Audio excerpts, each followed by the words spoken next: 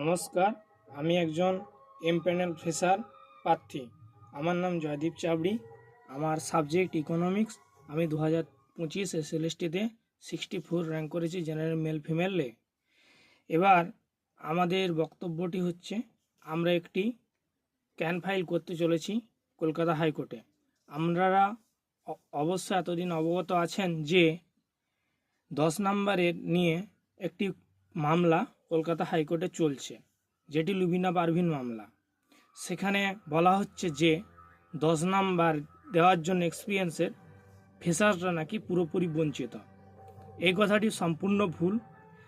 যেখানে দেখা যাচ্ছে প্রায় ফ্রেশাররা 3,500 থেকে 4,000 মতো এমপ্যানেল হয়েছে।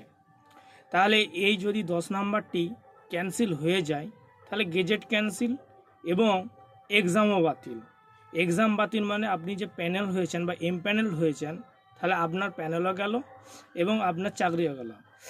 এই মর্মে আমাদের ফ্রেশার্স এমপ্যানেল গ্রুপ থেকে আমরা একটি কলকাতা হাইকোর্টে ক্যান ফাইল করতে চলেছি। এই ক্যান ফাইলের বিশেষ উদ্দেশ্য হলো যে আমরা গেজেট দেখে পরীক্ষা দিয়েছি, গেজেট জেনেই পরীক্ষা দিয়েছি। আমাদের এই 10 নাম্বার আমাদেরকে কোনোভাবে এফেক্ট করেনি। আমরা 10-এ 0 পেয়েও আমরা আজকে এমপ্যানেল হয়েছি। ফলে আমাদের এই 10 নাম্বারের নিয়ে কোনো প্রবলেম নেই। আমাদের যেন না চাকরি যায়, আমরা এই 10 নাম্বারের পক্ষে আছি। 10 নাম্বার নিয়ে আমাদের কোনো ঝামেলা নেই। এই মর্মেই আমরা একটি ক্যান ফাইল করতে চলেছি।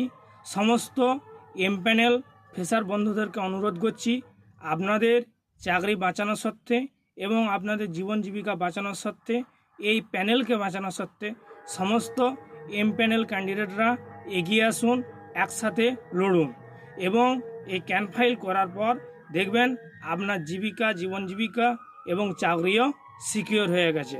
নাহলে কিন্তু ভবিষ্যতে একটি সংশয় রয়ে যাচ্ছে। ধন্যবাদ। সবাই আসুন, ক্যান ফাইল করার জন্য সহায়তা করুন।